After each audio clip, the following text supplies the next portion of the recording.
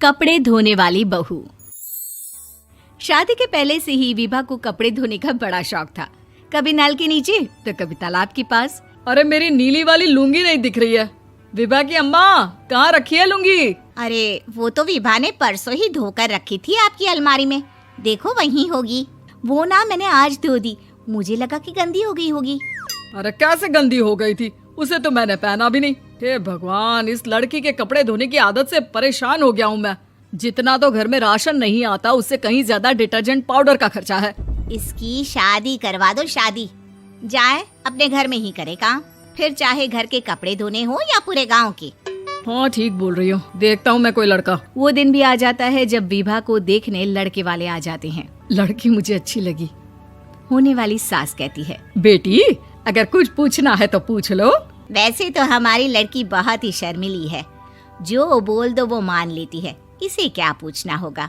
अरे कैसी बात कर रही हो माँ, मुझे इन लोगों के घर रहना है, सवाल तो कई है। हाँ हाँ बेटा, पूछ लो ना, क्या पूछना है। आप लोगों के घर कपड़े कौन धोता है? सास का मुंह बन जाता है।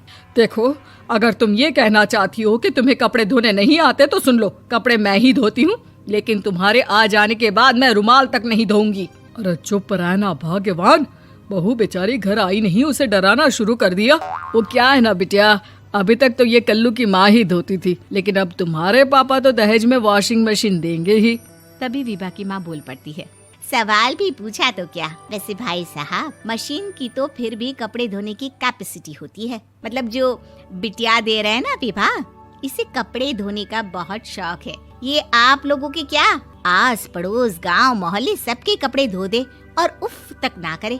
बाहर देखा नहीं आपने कितने कपड़े सूख रहे हैं, सब हमारी बिटिया ने ही तो धोए हैं। बस भी करो ना माँ, शर्म आ रही इतनी तारीफ सुनकर। और तो और एक दाग निकाल कर दिखाओ तो मान जाऊं। हाँ अच्छा अच्छा, माफ करना बेटा, मैंने गलत समझा। हमें तो रिश्ता बहुत पसंद है। और ऐसे जुड़ जाता है रिश्ता कपड़े धोने का शौक रखने वाली विभा का। उसकी शादी हो जाती है कोयला फैक्ट्री में काम करने वाले कल्लू के साथ। शादी के बाद अचानक विभा चिल्लाती हुई सास के पास आती है। सासू माँ, अरे सासू माँ कहाँ है आप? ये तो धोखा है, धोखा दिया आप लोगों ने मुझे।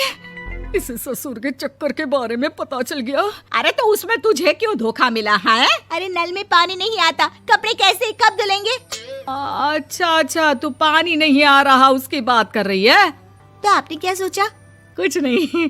अच्छा, तेरी माँ ने कहा था कि कपड़े धोने का शौक है तुझे, याद आया मुझे। शौक शौक बोलकर कपड़े धोने वाले मेरे जुनून को कम ना आके सासू माँ, कपड़ा धोना मेरा गुरूर है। तभी पति भी वहाँ आ जाता है। अभी अभी मैंने इसे सनी देओल की फिल्म दिखाई है, उसी के डायलॉग मार रही है माँ। अच्छा सुन, साफ साफ बता रही हूँ, पानी सुबह 4 से 6 और शाम को 10 से 12 आता है, समझी? विभा टाइमिंग सुनकर हैरान हो जाती है। ये क्या भूतों का मोहल्ला है? सुबह 4 बजे उठकर कौन कपड़े धोता है? 4 बजे टंकी में पानी जाता है, फिर सारा दिन धोना ना, किसने मना किया? अरे कैसी बात कर रही हैं? 200 लीटर की टंकी में कितने कपड़े धो लूंगी मैं, सुबह ही उठ जाऊंगी मैं। अब क्या था, विभा सुबह 4 से लेकर रात के 12 बजे तक कपड़े ही धोती रहती। एक रोज सास पड़ोस से निकलकर कहीं जा रही होती है कि साथ वाली कहती है, हाँ कल्लू की माँ, जरा ये बताओ कि 2 साड़ी है, 2 ब्लाउज और एक पेटीकोट और एक नाड़े वाला लंबा कच्छा। हाँ तो? अरे तो क्या, कितना लोगी धुलाई ये बताओ। धोबन दिख रहे हैं हम क्या? हमारे पति सरकारी नौकरी से अभी अभी रिटायर हुए हैं और बेटा सुपरवाइजर है कोयला फैक्ट्री में। धोबन समझ रखा है हमें। हाय रे कल्लू की अम्मा, माफ कर दो, वो तो मोहल्ले में यही सब बता रहे थे कि तुमने बहू को कपड़ा धुलवाने के काम में लगा दिया है। सास को पड़ोसन की बात सुनकर गुस्सा आ जाता है। वो घर पहुंचती है जहां घर के बाहर ही इतने सारे कपड़े सूख रहे होते हैं जितने कि किसी धोबन के घर पर। अरे ओ कल्लू की दुल्हन, बाहर निकल। माँ जी यहीं आ जाओ, बाथरूम में चादर धो रहे हैं हम। अरे अभी हम धोते हैं, तुमको बाहर निकलो। ये आस पड़ोस वाले बोल रहे हैं कि हम बहू से कपड़े धुलवा धुलवा कर उसे कपड़ा धोने वाली बना दिए हैं। अरे छोड़ो ना माँ जी, किन लोगों की बातों में आती हो? आस पास के लोगों का तो काम ही होता है कि वो किसी तरह सास बहू को लड़ा दे। बहू सारे घर के कपड़े धोती है, ये क्या कम है? बोलिए। सास को भी लग जाता है कि वो बहू का ये सनकीपन नहीं छुड़वा सकती, इससे अच्छा है कि खुद ही चुप हो जाए। एक रोज सास और बहू मंदिर जाते हैं, जहाँ सास की साड़ी वहाँ खड़ी भीख मांगने वाली से मिलती है। माँ जी क्या बात है, आपकी साड़ी उस भिखारन से कितनी मिल रही है ना? हाँ हाँ देखो तो, दोनों की साड़ी मिल रही है। क्या बात है कल्लू की अम्मा, तुम खुद को तो अफसर की बीवी बताती हो और ऐसी सिंपल सी प्लेन साड़ी पहनकर घूमती हो। सिंपल और प्लेन नहीं है ये साड़ी। तो क्या सोने के धागे से फूल बने हैं? कुछ भी सासू माँ, कुछ भी।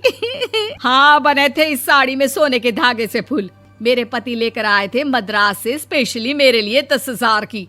ताहे भाई साहब इस भिखारन के लिए भी सेम टू सेम साड़ी लेकर आए होंगे 10,000 की। सास उस वक्त तो कुछ नहीं कहती, लेकिन बहू के साथ घर आती है और अलमारी से एल्बम निकाल कर लाती है। ये साड़ी देख रही है, ये वही साड़ी है जिसे मैंने अभी पहना था। इस साड़ी में ये जो चमकदार फूल दिख रहे हैं ना, ये सोने के धागों से काढ़े गए हैं। लेकिन तू लोकल वॉशिंग मशीन ब्रश से घिस घिस कर सारे फूलों को निकाल कर साड़ी प्लेन कर दी। मुझे माफ कर दीजिए सासू माँ। और तो और, जब मैंने तुझे तेरी गलती के लिए कुछ नहीं कहा, लेकिन तूने तो सबके सामने मेरा मजाक ही बना दिया। क्यों? बहू को समझ में आ जाता है कि अब से उसका कपड़े धोना बंद।